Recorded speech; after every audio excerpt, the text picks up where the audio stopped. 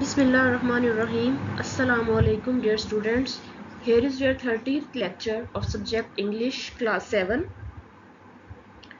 बेटा जैसे कि आप लोगों को पता है हमने यूनिट नंबर 2 स्टार्ट किया हुआ है कैलेंडर्स. ठीक है, कैलेंडर्स के बारे में हम लोग पढ़ रहे थे कि वो क्या होते हैं, कैसे होते हैं, ओरिजिन क्या है उनका, कैसे बनना शुरू हुए, फिर उनमें चेंजिंग कैसे आई और चेंजिंग होते होते जो हमारे पास अब जो कैलेंडर है वो जिस हालत में है वो किसने बनाया, कैसे बनाया. उसके बाद हमने ये पढ़ा कि डेज जो है वो किस तरह से डिवाइड किए गए, मंथ्स ईयर्स किस तरह से डिवाइड किए गए, मंथ्स के जो नेम थे वो किस तरह से डिवाइड किए गए थे, और लीप का ईयर, नॉन लीप ईयर, मतलब ईच एंड एवरीथिंग हमने जो है वो कैलेंडर्स के बारे में इस चैप्टर में पढ़ी. उसके बाद हमने इसकी एक्सरसाइज भी की. हाफ एक्सरसाइज हमने कर ली थी, हाफ एक्सरसाइज जो है वो अब हम इस यूनिट में करेंगे. Okay, now let's start. जी, आपके सामने है पेज नंबर 43. 43 पे क्या करना है हमने, हमारे पास शॉर्ट फॉर्म्स हैं, जो हेल्पिंग वर्ब्स हैं इनकी शॉर्ट फॉर्म्स हैं. आपने इसको लर्न करना है as it is. Full form भी लिखी हुई है और उसके सामने शॉर्ट फॉर्म भी लिखी हुई है. इज नॉट है जिसको हम इजंट कहते हैं, आर नॉट आरंट कहते हैं, हैज़ नॉट हैजेंट होता है, have not haven't, will not, won't, was not, wasn't, were not, weren't, do not, don't, does not, doesn't और did not को कहते हैं हम didn't.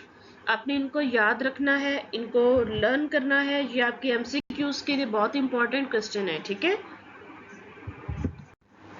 पेज नंबर 46 अब हम स्टार्ट कर रहे हैं. इसके ऊपर है, कॉलम है नंबर 1 पे, Make 2 columns and clarify the following statements under the headings Universal Truths and Habitual Actions.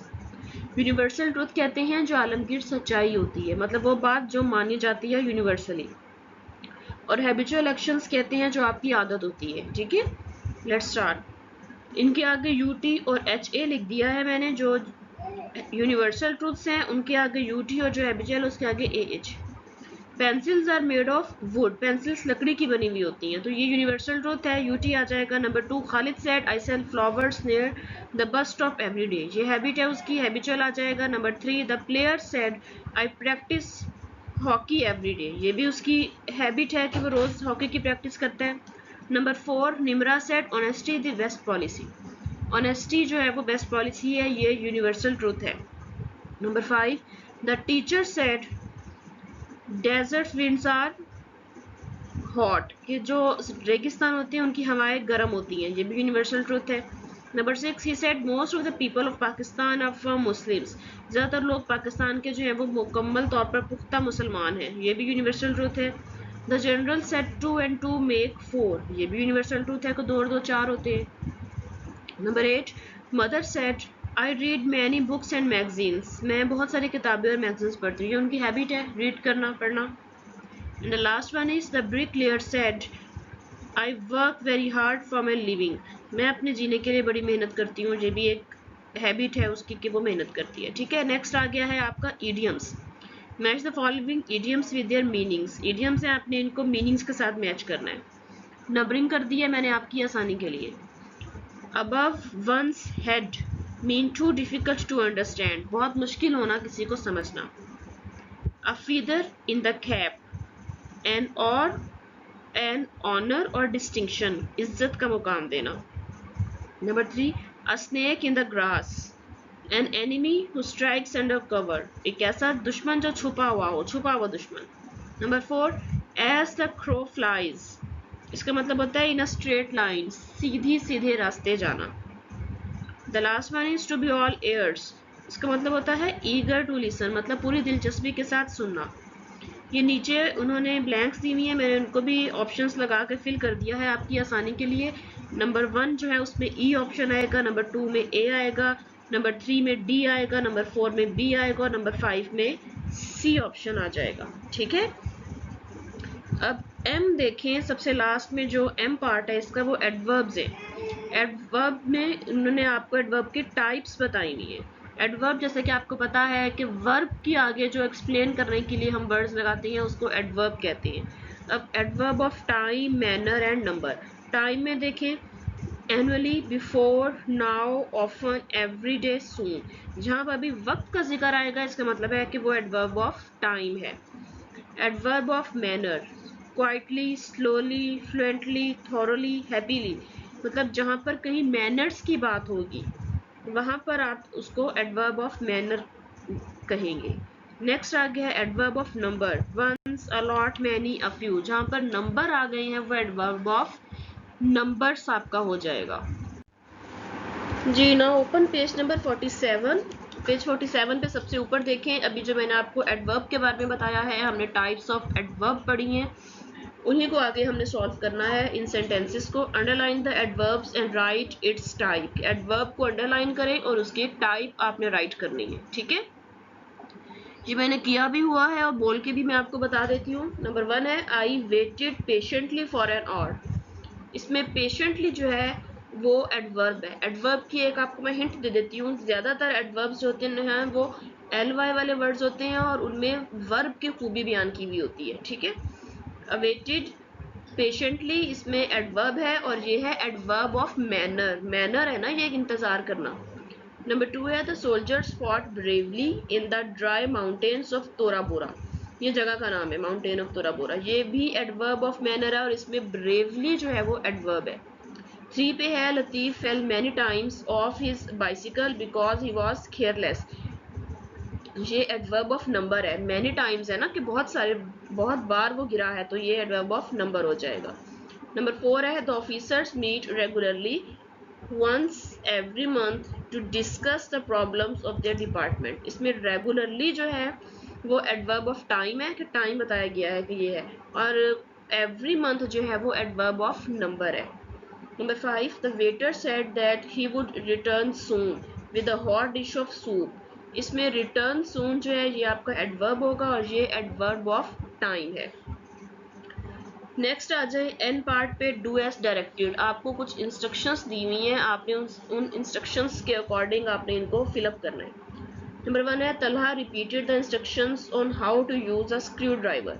इसको आपने चेंज करना है पास्ट कॉन्टिन्यूस में। पास्ट कॉन्टिन्यूस का आपको पता है क्या होता है, रहा है, रही है, रहे हैं। ये प्रेजेंट हो गया, रहा था, रही थी, रहे थे। वो काम जो आपका पास्ट में जारी होता है उसके हेल्पिंग वर्ब होते हैं वॉज वर, और उसमें आईएनजी फॉर्म यूज होती है वर्ब के साथ। तो आप इसको आईएनजी फॉर्म में कन्वर्ट कर देंगे, तलहा वॉज रिपीटिंग आ जाएगा और बाकी सारा सेंटेंस वैसे ही आएगा। नंबर 2 है लबीब has a square dash infection disease, insert the correct adjective. Infection का करेक्ट एडजेक्टिव वर्ब इन्फेक्शियस होता है, ठीक है। नंबर 3 है the old man dash misguided the tourist when he asked for directions, insert the opposite. Misguided का opposite होगा guided. Number 4 the people of Ethiopia are suffering from starvation due to famine. आपने noun लिखना है starve का, starvation. Number 5 I went for a walk in the morning. इसको future indefinite में change करना है, शैल और विल लगाते होते हैं फ्यूचर इंडेफिनिट में, यहाँ पे आई शैल गो आ जाएगा, बाकी सारा सेंटेंस वैसे ही आएगा। नंबर 6 है my van comes to pick me at 7 AM। Change to past perfect. Past perfect मतलब चुका था, चुकी थी, इसका हेल्पिंग वर्ब होता है हैड और वर्ब की थर्ड फॉर्म आती है, माई वैन हैड कम आ जाएगा। नंबर 7 में आपने आर्टिकल इंसर्ट करनी है, an old man went to a shoe store. Number 8 I am eating the rest of the chocolate cake. इसको फ्यूचर कॉन्टिन्यूस में चेंज करना है, शेल बी आ जाएगा। They slept soundly through the raging storm. इसको present indefinite में change करना है, तो स्लेप्ट की जगह स्लीप आ जाएगा। नंबर 10 है to get to the library you have to go dash the bridge and dash the tunnel. First वाले में अंडर आएगा और सेकंड वाले में थ्रू आ जाएगा। जी एक्सरसाइज हमारी कंप्लीट हो गई है, अब हम इसके क्वेश्चन आंसर की तरफ चलते हैं। क्वेश्चन आंसर की तरफ आ गए हैं हम लोग, अब क्वेश्चन आंसर स्टार्ट करते हैं। The very first question is what is calendar. Calendar क्या होता है? A calendar is a system of dividing time into a useful periodic system that is used to establish dates and to measure time intervals। ये calendar जो है वो एक time को divide करने का सिस्टमेटिक तरीका है जो कि डेट्स को स्टैब्लिश करता है और मेजर करता है वक्त के, टाइम के वक्फों को, इंटरवल्स, वक्फे। Question number 2, list the purpose of developing a calendar. Calendar develop करने का क्या मकसद था वो बताएं। They are designed to count the days and organize them into units of weeks, months and years. They are also used to divide seasons. कि ये इसलिए बनाया गया था क्योंकि दिनों को काउंट किया जा सके और ऑर्गेनाइज किया जा सके, हफ्तों को, महीनों को और सालों को। और इनको इसलिए भी कैलेंडर बनाया गया क्योंकि they are use to divide seasons को भी डिवाइड किया जाना था इसलिए। Question number 3, what is a solar year based on. Solar year किस पे बेस करता है? It is based on the yearly earth revolution around the sun. Number 4, how do seasons play a part in the economy of a country? किसी भी country की economy में जो seasons है वो क्या किरदार अदा करते हैं? Seasons play very important role in the economy of the country. For example, we make warm clothes in the winter, we make air conditioners and air coolers in summer, we grow mangoes in summer and wheat in winter. ये सारी चीजें according to seasons होती हैं। Question number 5. In the Gregorian calendar, why do you think the names of months and days are kept after gods? Gods के नाम पे क्यों रखे गए हैं? Because they believe that self-created gods having powers of Allah subhanahu wa ta'ala and they took it as a noble act. उनको लगता था कि इस चीज़ पे यकीन करते थे कि इन गॉड्स के पास अल्लाह पाक वाली ताकतें हैं, सारी पावर्स हैं और वो उसको एक नेक अमल के तौर पर लेते थे। Question number 6, do you think that most of the important things of a society are connected to religion? कि क्या आपको लगता है कि सोसाइटी में बहुत सारी चीज़ें हमारे रिलीजन से कंटेक्ट करती हैं?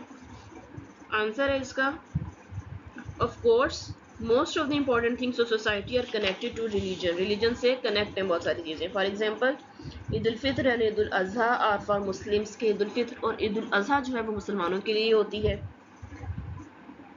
ईस्टर फॉर क्रिश्चियंस, ईस्टर का त्यौहार जो होता है वो क्रिश्चियंस ईसाइयों के लिए होता है। एंड होली फॉर हिंदूज, और होली का त्यौहार जो है वो हिंदुओं के लिए होता है। These all festivals are important for society and are connected to religion. सब जो है वो सोसाइटी के लिए इम्पॉर्टेंट है और हमारे मजहब से रिलेट करते हैं। क्वेश्चन नंबर 7 है, why did Sumerians need specialist to keep records? क्यों जरूरत थी उनको? Sumerians thought that the record keepers are connected with gods and they would bring goodwill and prosperity in society. Society में खुशहाली लेकर आते हैं, अच्छी चीज लेकर आते हैं, इसलिए उनको गॉड्स के साथ उन्होंने कनेक्ट कर दिया। The last one is, what does AH, AD, CE and BC stands for? Also mention what calendars they are used in. Answer है इसका सबसे पहले AH है। AH stands for Anno Hijri. In Latin, its meaning is in the year of Hijra. कि हिजरत का meaning हिजरा है, हिजरत जब नबी सल्लल्लाहु अलैहि वसल्लम ने हिजरत की थी। It is known as the Islamic calendar. It is also known as a lunar calendar. ठीक है। नेक्स्ट हमारे पास आता है CE. It stands for European Council Calendar. It is also called Christian calendar. AD, it stands for Anno Domini. In Latin, its meaning is in the year of my Lord. It is a Gregorian and solar calendar. And last one is BC. It stands for before Christ. Question answer हो गए हैं आपके। आपने इनको learn भी करना है, आपने इनको राइट भी करना है। स्पेलिंग मिस्टेक्स का ध्यान रखिएगा कि ना हो। ठीक है जी बेटा, ये आपके सामने आपकी डायरी है, इसके अकॉर्डिंग आपने वर्क करना है। 6 जुलाई मंडे, लर्न पेज 43। 7 जुलाई लर्न पेज 46। 8 जुलाई वेंसडे आपका बनता है, लर्न पेज 47। ये 3 दिन आपने एक्सरसाइज के जो आपके रह गए थे आपने उसको कंप्लीट करना है। 9 जुलाई एंड 10 जुलाई, इन 2 दिनों में आपने क्या करना है, आपने क्वेश्चन आंसर लर्न करने हैं। फर्स्ट 4 क्वेश्चन आंसर आपने 9 जुलाई को करने हैं और नेक्स्ट 4 आपने 10 जुलाई को करने हैं और इनको एक बार रिवाइज भी कर लीजिएगा। फिर 11 जुलाई सैटरडे को आपने क्या करना है, आपने रिवाइज करनी है सारी एक्सरसाइज जितनी भी आपने कर ली है। इसका फ़ायदा ये होगा कि आपको एक बार हर चीज़ दोबारा से आपके जहन में आ जाएगी। अच्छे तरीके से लर्न कीजिएगा, क्वेश्चन आंसर राइट करते हुए स्पेलिंग मिस्टेक्स मत कीजिएगा। स्पेलिंग्स भी आपने साथ के साथ याद करने हैं जो भी आपको मुश्किल लगे। इसके अलावा कोई प्रॉब्लम हो, कोई बात हो तो आपने वो मुझसे पूछ लेनी है, समझ लेनी है। ठीक है। अपना ख्याल रखिएगा, दुआओं में ज़रूर याद रखिएगा। अल्लाह हाफिज़।